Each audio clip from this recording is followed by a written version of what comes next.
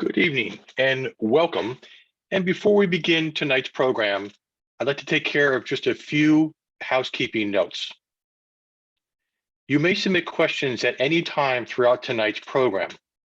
Now, to submit a question, you simply need to click the Q&A icon in your menu bar, type in your question, and click the send button. We'll get to as many of your questions tonight as possible.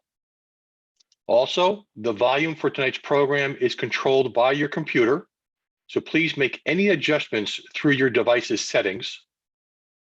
And finally, your webcams will be off and your microphones will be muted throughout the course of tonight's program.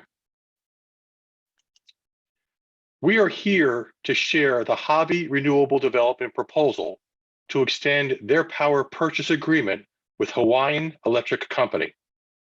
The purpose of this meeting is to provide details of the proposal and to request that stakeholders and other interested parties give questions and comments. Presenters for this evening will include Richard Horn, Manager, Hawi Renewable Development, Rich Jones, Electrical Engineer, and Yap Izinga, Director of the Pacific Islands Office for SWCA. The meeting will consist of a brief presentation by Richard Horn, followed by a question and answer session. And please note, this session is being recorded and will be available for replay on our website at www.hawienergy.com. Also, while we always welcome questions and comments, there will be a formal 30-day comment period after this presentation.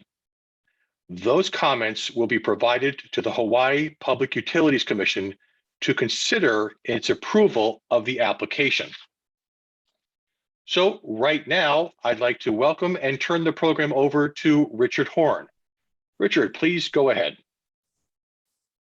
Good evening, everyone, and thank you for joining tonight. We'll be going through the assets of Hawi Energy and how the power plant is operated. And so we'll start with the fact that it is an existing 10.56 megawatt wind farm. There are 16 turbines existing on the project. The turbines are Vestas V47s. Project was dedicated in 2006. It's located in Hawi, North Kohala on the Big Island. It's the only utility scale renewable energy project in North Kohala, mainly due to the fact that we have one transmission line that comes from Waimea to the area of North Kohala. The benefits of the Hawi project are as follows. It provides clean renewable energy to approximately 2,100 households in Kohala. It's a lower cost of energy than fossil fuels. Provides stability to the electric grid in that the grid emanates from Waimea, and this is what is called a radial feed line. And at the end of the line, which is where we're connected, we add stability to that portion of the grid and makes it higher quality power for the local people to utilize in their homes. The wind farm provides complementary renewable energy to solar. As we all know, especially in this area, it's not always sunny, and the wind turbines themselves don't really care if it's sunny or not. So in addition to that, with the wind turbine in place, it preserves over 250 acres dedicated to agriculture and to renewable energy. With the wind farm in place, it supports cattle ranching that provides food to the community.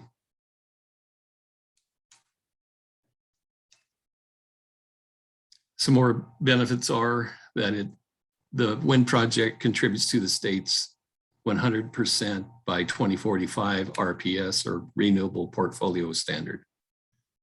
It reduces greenhouse gas emissions by not burning any carbon-based components. and it contributes to the state's carbon neutrality mandate by 2045. Since it's not consuming any carbon components, it also mitigates sea level rise and climate change.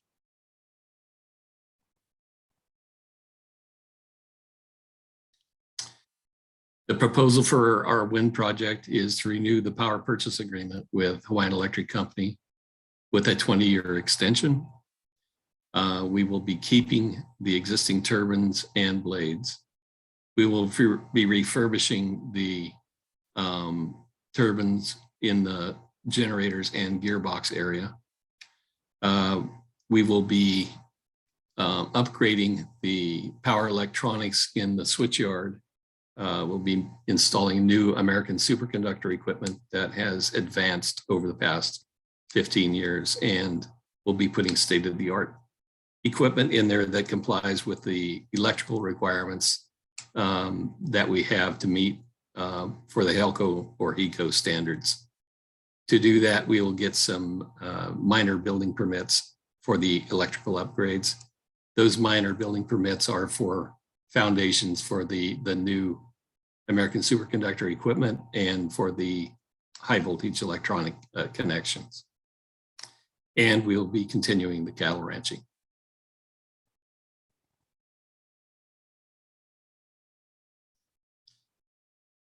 The community benefits are preserving the area's pastoral way of life, in that we won't be introducing more traffic and more development in the area.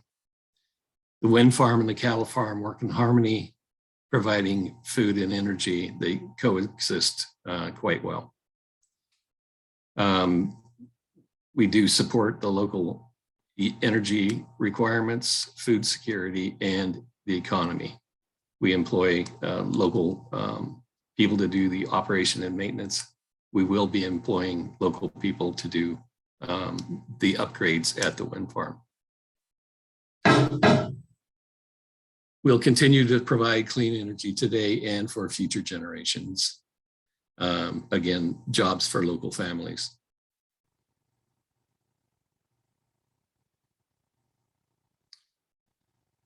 Once again, in the community benefits, we will be preserving the 250 acres and keep it dedicated to agricultural and renewable energy. Tax revenues to the county and for the state are substantial. They'll be in the millions of dollars. Tens of millions of dollars invested towards construction, short-term labor, suppliers, local and federal taxes over the 20-year term. It extends the life of the existing infrastructure and minimizes disposal of existing equipment. And by doing so, we keep a minimum greenhouse gas effect. There will be continued educational opportunities for Kohala youth. We're in the process of setting up a internship for high school students to observe, come and work at the wind farm.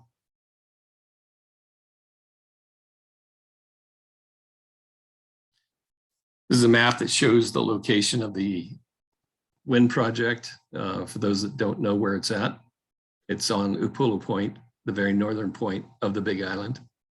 And you can see the red circles are the locations of the existing wind turbines. The project is bounded by the Upolu Airport to the north and cattle ranches around the existing wind farm. The project is established on private land.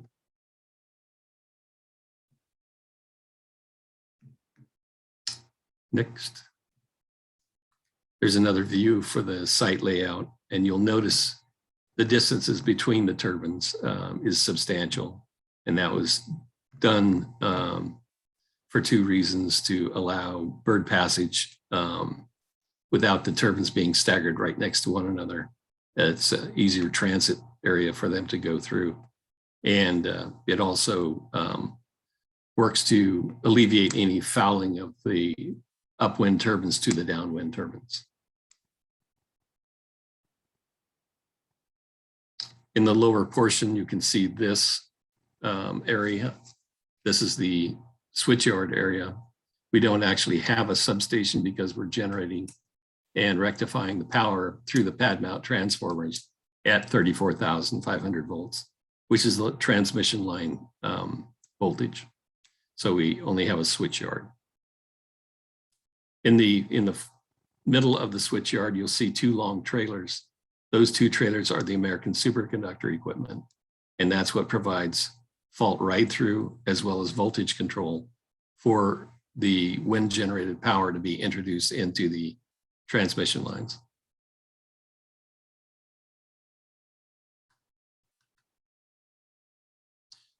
Required government permits and approvals. We're not changing the location of the turbines. We're not adding any turbines. We're not changing anything other than the power electronics in that switch station that we just discussed. So there are no new land use permits and environmental permits required. Refurbishing will only require building an electrical permit for the switchyard.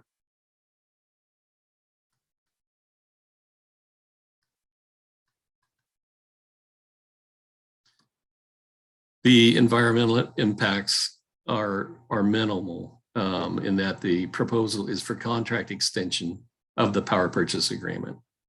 The technology and operational protocols mitigate potential issues to wildlife and natural habitats. We're working with SWCA to do a full-blown ITC, or Habitat Conservation Plan and Incidental Take Permit. The project was permitted and approved in 2005. The land was previously used as and farmed as sugarcane land. The phase 1 environmental assessment was completed in 2004, and nothing has changed in that regard. Refurbishment of the existing equipment will not create any environmental impacts.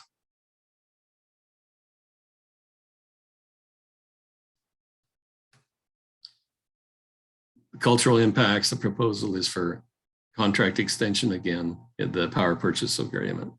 The refurbishing of the equipment will not create any cultural impacts. The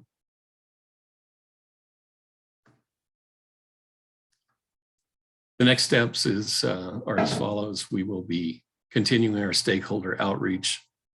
We'll be taking questions and comments. The formal comment period will be August to September. Finalize the extension agreement with Helco in September. Agreement submitted to Hawaii PUC in October of 21. Community meetings in December again.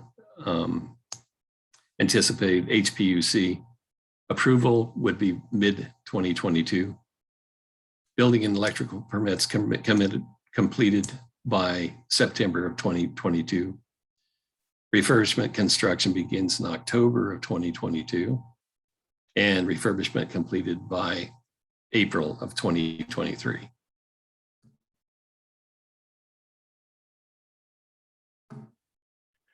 Well, thank you very much, Richard, for that presentation. Right now, I'd also like to invite Rich Jones and Yap Izinga to come in for our Q&A.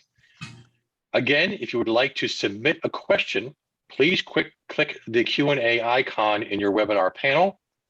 We will always welcome questions and comments, and there will be, again, a formal 30-day comment period after this presentation. Those comments will be provided to the Hawaii Public Utilities Commission to consider in its approval of the application. So right now, we do have a few questions that have been submitted, and I would like to begin to do that right now. Give me 1 second, I apologize. Let's close this. And okay, so our first question is, will the wind farm get shut down while you refurbish? The answer to that question is no, it won't. We'll be refurbishing turbine by turbine. So the wind farm will continue to operate. The only time it'll be shut down is when we make the high voltage changeover to the new American superconductor equipment. Thank you. Our next question is, will you be hiring local labor? Yes, we will.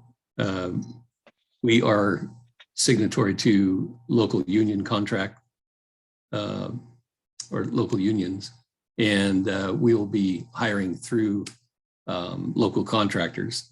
And so applicants would have to work through a local union representative. We have to have some comments that have been submitted along with these questions. The one comment here is Pacific Resource Partnership supports the Hawi Energy wind turbine project in Kohala. We are happy to see that the developer is committed to local union labor. We also have a question here that's actually several paragraphs long, so I hope you will all bear with me as I read through it. And that question/comment starts with this. It is apparent to me from the article in Tuesday's West Hawaii Today that the 16 wind turbines are very old. Indeed, they are 15 plus years old. If the article is clear, each wind turbine generates less than 2/3 of 1 megawatt each. Current standards for wind turbine projects have turbines that generate 20 megawatts each. It is hard for me to understand why your plan for the future is to maintain these very old wind turbines with maintenance costs that only increase and parts that are difficult and expensive to obtain, instead of planning to upgrade the wind turbines themselves and reduce the number of turbines on site. Your website states that the existing turbines, height and blades will remain the same. There will be no new turbines added.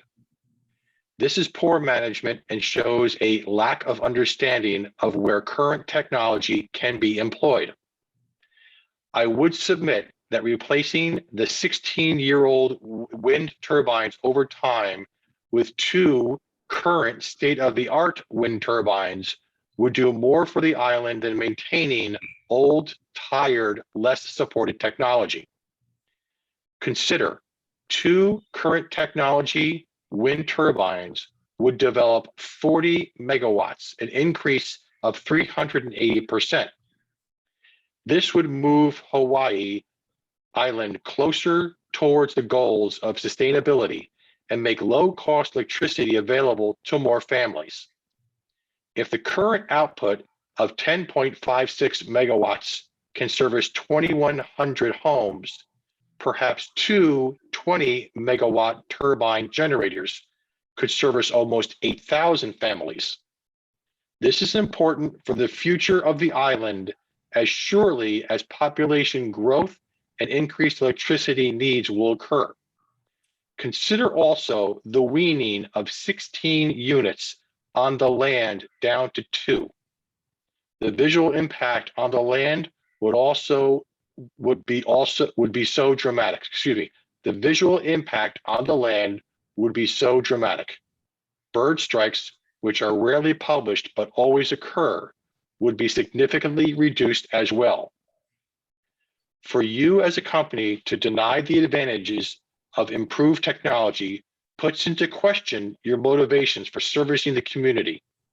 You need to think again if you want the community to stand with you for extending the power purchase agreement without considering technological advancements. And that concludes that statement. Richard? Well, there's a number of statements in that question that we have to take into context. Number one, the taller turbines are substantially taller. They're in excess of 500.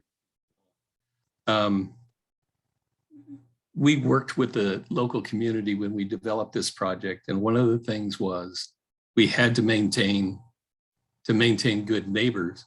We had to maintain a lower profile to keep from disrupting the local view plane. And in our discussion, local community after going through the development of the project, the people that we met with were happy that we had done that and kept the profile as low as we did. The next thing is the statement about putting in 40 megawatts. From a developer's point of view, it'd be great if we could put in 20 megawatt machines. Currently, the biggest offshore turbine that we know of is 15 megawatts, and it's in its trial stage. It's not commercially available. And again, that's for an offshore turbine. To install a turbine of that magnitude, and we do build large turbines in all over the United States, to put those kind of turbines in requires substantial machinery and mobilization, which would contribute to your greenhouse gas issues. The last project we put in some Vestas V136s and V117s. We have to use a crane that's called an LR11000. The LR11000 comes in 44 truckloads to be assembled on site. The transportation cost alone of that crane is $3.5 million, not counting the cost of utilizing the crane. So it prohibits coming in to build one or two turbines. It has to be done and associated with a larger installation. The statement about the V47s being old, that's correct. It is older technology. And it's a proven technology. There was over 6,500 of those turbines built because they're so robust and dependable. We looked at a number of different turbines that we could use to start off with to develop this project. Those turbines were the only ones that would meet the ramp rate requirements, the voltage control requirements, and a number of other requirements that were put on us through the HELCO, their requirements for being a good source of energy to be allowed into their system. So the choice of the turbines was well thought out, I thought. The other thing is these turbines are still sold new today. Vestas RRB in India still makes these same turbines and sells them. The idea that we could put in a lot more energy into the grid is correct. I mean, we could if we were allowed to, but the transmission line that exists there will not allow any more energy to be injected into that line.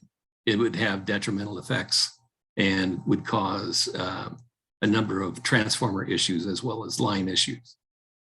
As it stands currently, we can generate more power than what HELCO will allow us to put in to the system with just the operating equipment that we have on site now. So as you can see, there's a number of reasons from our point of view that these turbines still have value, and we can't arbitrarily go to much larger machines.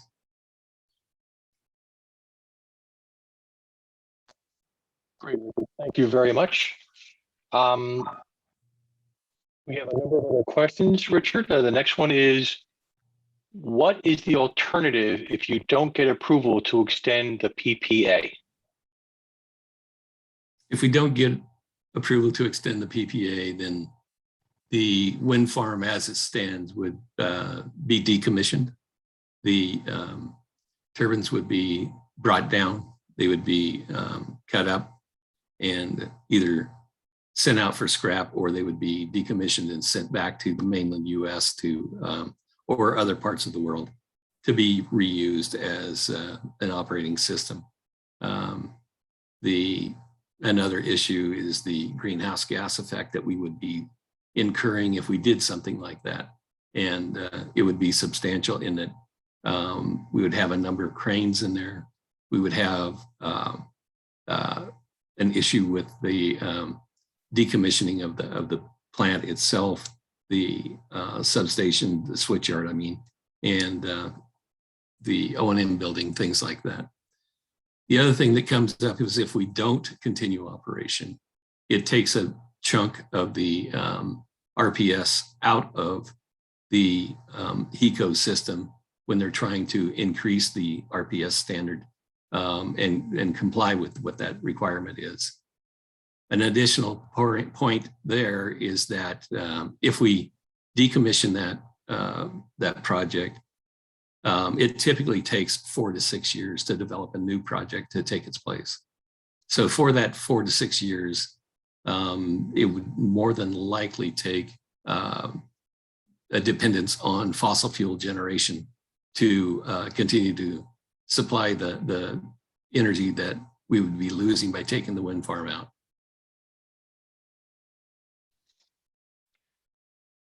Thanks very much, Richard. Another statement here is that this allows Hawaii's local workforce to make a living wage so they can afford to live in Hawaii and support their family. That was just a statement that was submitted in the question section. Go ahead. That's correct. We will be employing local labor. Our next question, is there any anticipated change in pricing in the HECO PPA? Yes, it'll be lower than what the avoided cost is right now. Our next question is, this sounds like a great use of the land by providing both energy and ranching. Are there plans to add more cattle operations? We don't have enough land to increase the number of head of cattle that we ranch on that property right now. Right now, we're right around 200 head of cattle on 250 acres, and that's a lot of cattle. I mean, typically you have more acres per cow than that. And our next question is actually broken up into several sections, so I hope you'll bear with me as I read through these. I believe it's 3 sections here. It's relatively long. Is HRD currently monitoring for endangered and threatened species and for take of these species? If so, what is the monitoring plan? Has there been any take of Hawaii hoary bat or any other bird species? If there is a monitoring plan, have federal and state agencies had a chance to review the outcomes? Why does HRD not already have a habitat conservation plan, an incidental take permit, incidental take license? The Endangered Species Act, Section 9 prohibits take unless authorized as incidental take under Section 10. Incidental take as a result of collision with turbines, the Meteorological Evaluation Tower, or MET, vehicles, etc., has likely already occurred and will likely occur in the future as a result of the operation of the project. Therefore, HRD is operating in violation of the ESA and Hawaii revised statutes. To avoid future potential violations of ESA Section 9 and the HRS 195D take prohibition and legal action, HRD must obtain an HCP, an accidental take permit, ITP, in accordance with sections 10A, 1B, and 10A2 of the ESA, and to take Hawaii Division of Forestry and Wildlife for an incidental take license, ITL, pursuant to HRS 195D. I know that was very lengthy, but that was the questions and comments. I'd like to have Yap Izinga address those questions. Yeah, sure. Regarding the monitoring, currently there is no ongoing monitoring program, but there has been monitoring early on when the project first started operation, and then again a few years ago. So there's been several years of monitoring that has been done. There has been no observed or documented take of any listed species during those monitoring periods or during any of the time that the project was in operations. And as I understand it, there's a regular staff presence there and staff maintenance.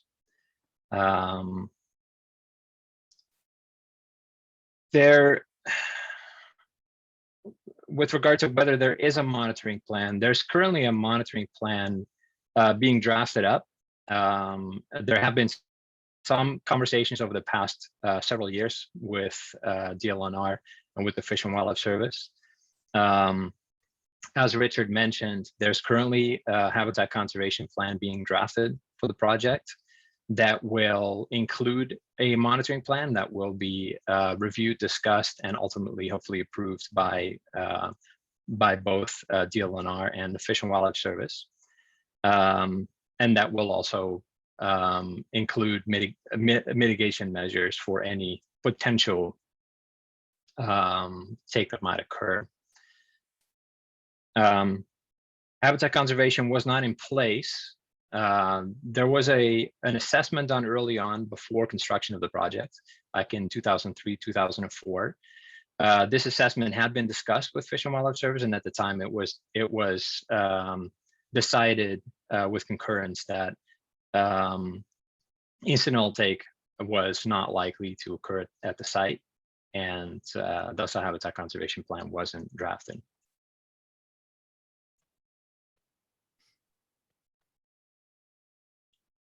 And that concludes, Yap, your comments, responses? Yeah, I think that covers the questions there. Great. Thank you very much. Our next is a comment. The comment is, the Hawaii Regional Council of Carpenters supports this project. Hawi Wind Farm is committed to supporting Hawaii Island's working families. The next one is HECO supportive of this extension? Yes, they are. We've been working with HECO for an extended period of time. We've come to an agreement on our PPA with them, and we're in the final stages of finalizing that agreement. Thank you. And our next question is specifically, my next question is for Yap from SWCA. What surveys have already been completed? Did any of the past monitoring include searcher efficiency trials or trails or Caracas retention? We know bats are especially difficult to see even on bare ground, and Caracas retention can be very low depending on the predator load at the site. Without the full information, the decision makers cannot make an adequate analysis. What is the timeline on the draft HCP? Yeah, thanks for that comment. A lot of detail there. Unfortunately, I don't have a lot of specificity in my answer here. So surveys have been completed. These were earlier surveys, as I mentioned, right at the early stages when the wind farm first started operations, and then a few years ago. I can't speak to whether or not searcher efficiency trials or carcass retention trials were included. Of course, those will be components of the monitoring plan that will be in the habitat conservation plan. And of course, that will be shared with, presented to the agencies and discussed with them as needed. I can't currently provide a timeline on the draft HCP. Thank you. Our next question is, I like the fact that you are hiring local workers. Wouldn't larger turbines result in more bird and bat strikes? Again, that's a question for Yap. That is correct. Larger turbines have a larger rotor swept zone, larger potential impact area, and so they would pose a larger risk to birds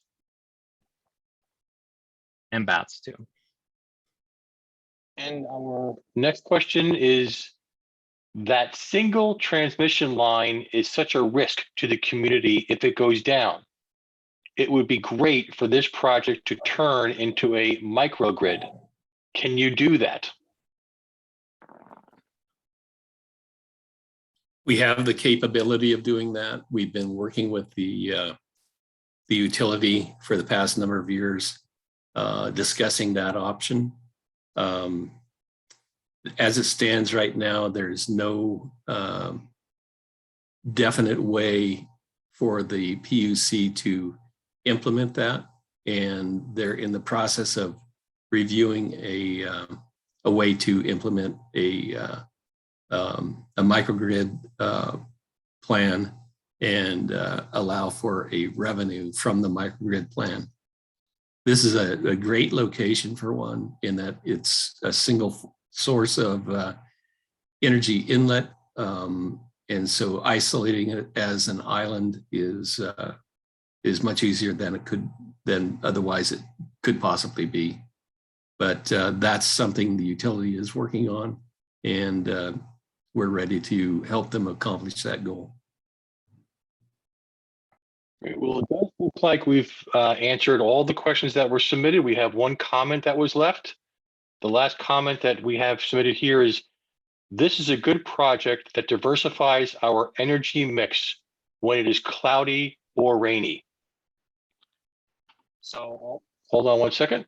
We have another question that has come in.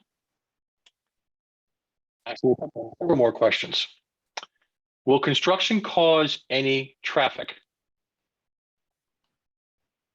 No, we will have a slight amount of traffic whenever we transport the crane down from the main highway to down at Bullet Point Road to get to the site.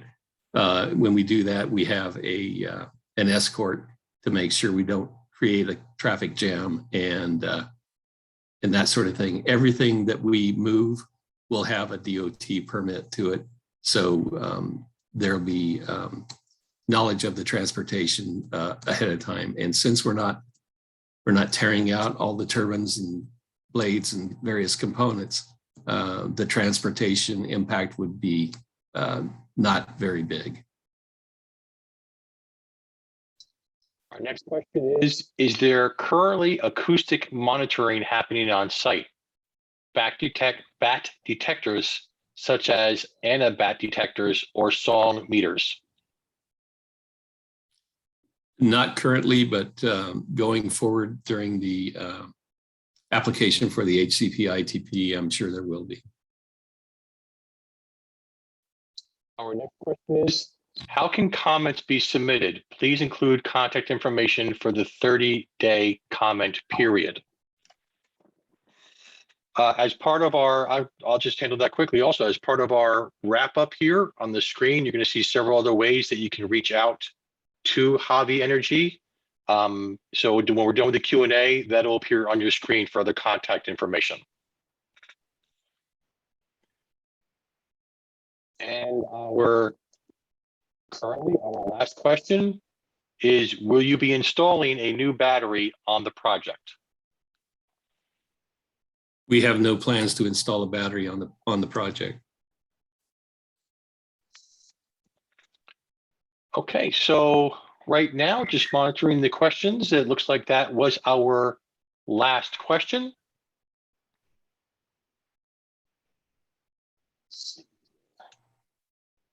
Yes, that was our last question.